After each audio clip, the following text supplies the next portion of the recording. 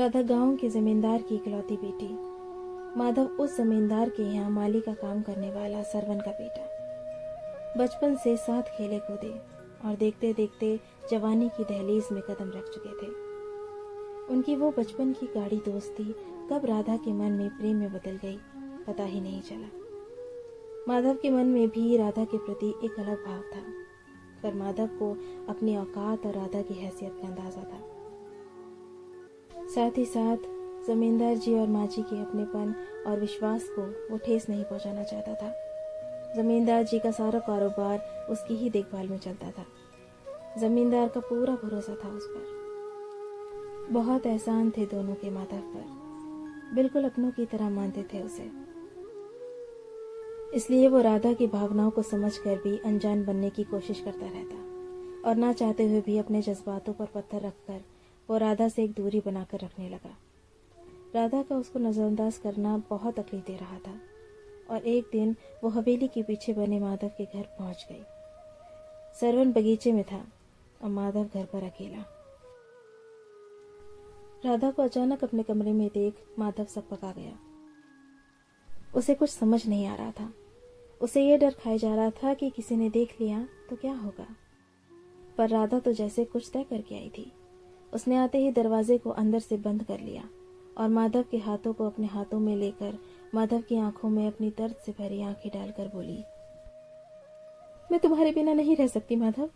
मुझे तुम्हारी ये बेरुखी मार डालेगी। तुम ऐसा क्यों कर रहे हो?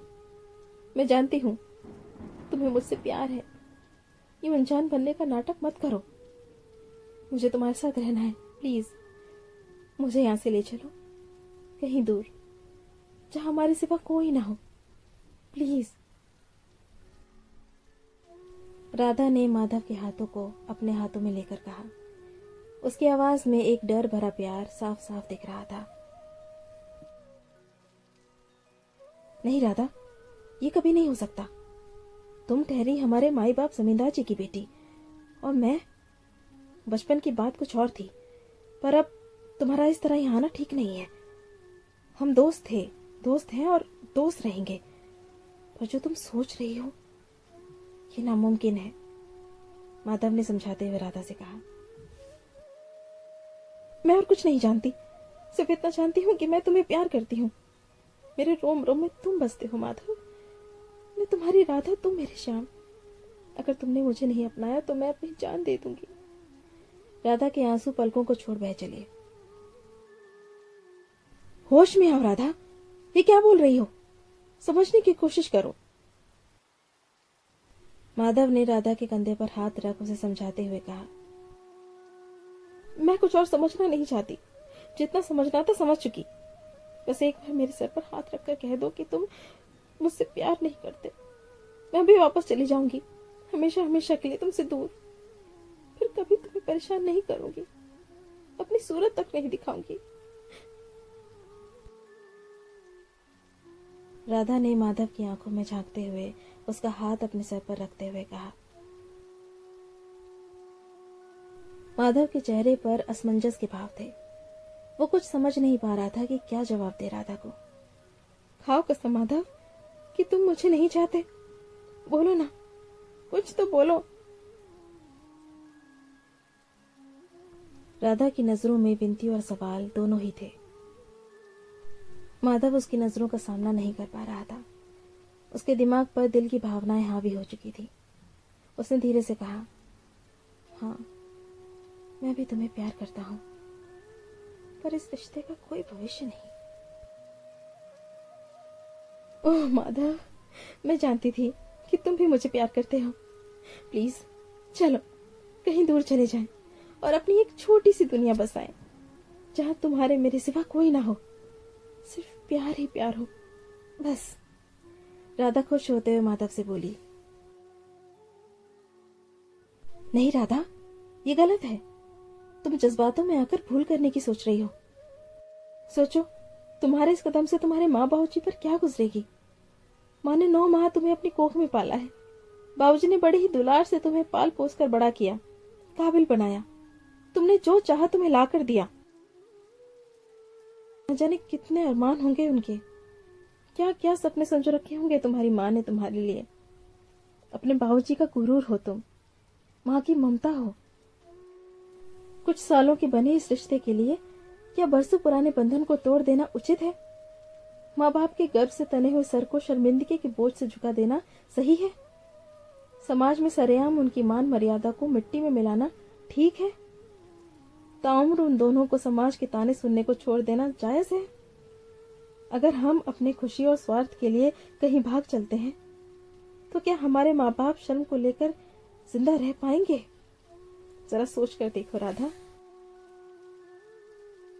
हम दोनों एक दूसरे को बचपन से जानते हैं, साथ खेले कूदे, साथ साथ बड़े हुए। मुझ जैसे गरीब को बाबूजी और माँ जी से सगे माँ बाप जैसा प्यार मिला। उन्होंने कभी भी मुझे एक माली का बेटा होने का एहसास नहीं होने दिया। आज भी मैं हवेली में बेधड़क कहीं भी आ जा सकता हूँ, यहाँ तक कि तुम्हारे साथ भी कहीं भी चल सकता हूँ। वो सिर्फ इसलिए कि उन्हें मुझ पर उतना ही भरोसा है जितना तुम पर। क्या इस विश्वास की डोर को एक झटके में तोड़ देना तुम्हें गलत नहीं लगता राधा? राधा बड़ी हैरत से उसकी बातों को सुन रही थी, पर जवाब नहीं सूझ रहा था उसे।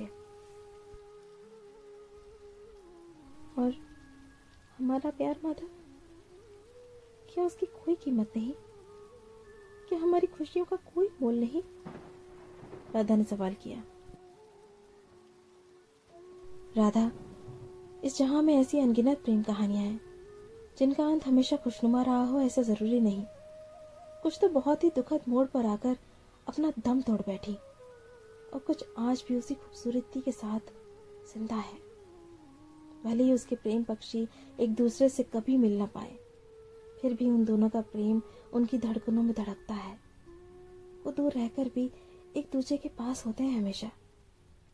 वैसे ही हमारा प्यार भी एक दूसरे के लिए हमेशा रहेगा, जो हम दोनों के दिल में धड़कन की तरह धड़कता रहेगा, लहू बन के नसों में बहता रहेगा, अंतिम सांस तक सांस बनकर चलता रहेगा। हम कहीं भी रहें और एक दूसरे की मौजूदगी का एहसास हमेशा अपने आस पास पाएंगे। प्यार भी तो एक एहसास ही है ना राधा?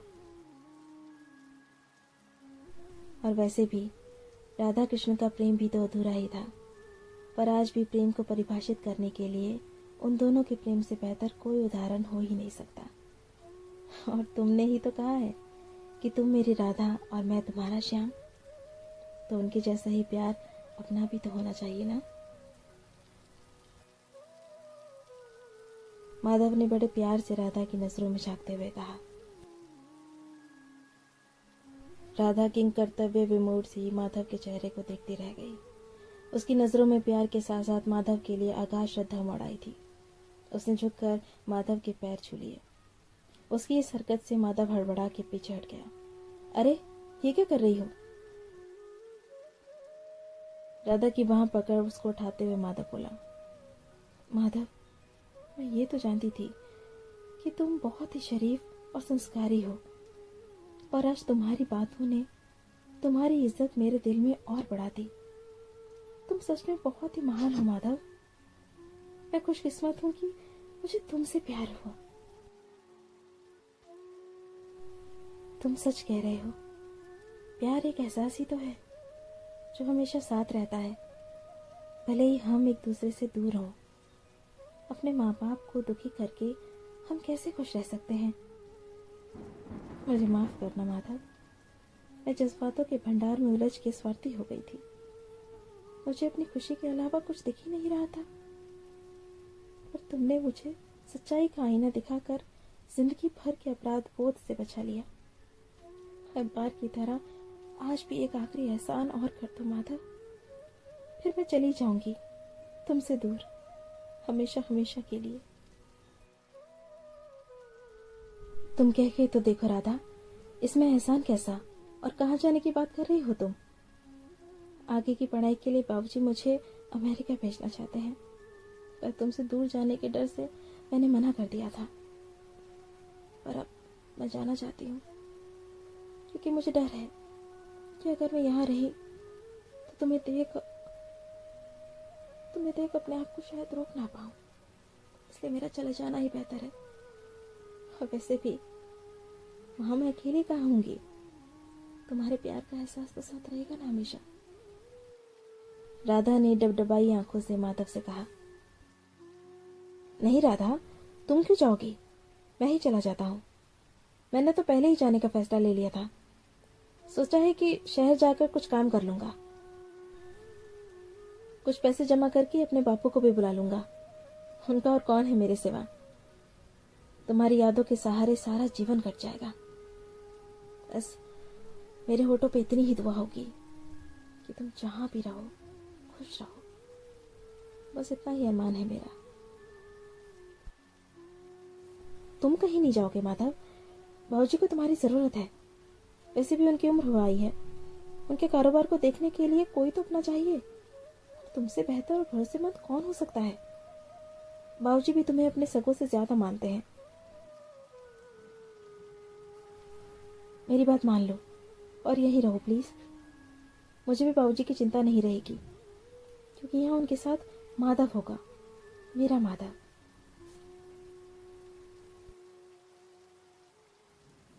माधव को उसकी आंखों की बेबसी और उन पर लरसते आंसू देखते न बन रहे थे। सच तो ये था कि रो तो वो भी रहा था, पर अपने आंसुओं को उसने अपने दिल में कहीं दबा रखा था। वो राधा को और कमजोर नहीं पड़ने देना चाहता था। ठीक है राधा, जैसा तुम चाहती हो वैसा ही होगा, माधव ने उसके हाथों को अपने हाथों में लेते हुए जवाब दिया। राधा उससे लता के मानिंद लिपट गई, मानो वो उसमें समा जाना चाहती हो। माधव ने भी उसे अपनी बाहों में भर लिया, क्योंकि उन दोनों को पता था कि ये शायद उन दोनों की आखिरी मुलाकात हो। राधा के आंसू की नमी माधव को अपनी पलकों पर महसूस हो रही थी, और ना लाख चाहते हुए भी उन दोनों के अश्कों ने पलकों का दामन छोड़ दिया। वक्त थम सा गया। कुछ था तो सिर्फ एहसास उन दोनों के प्यार का।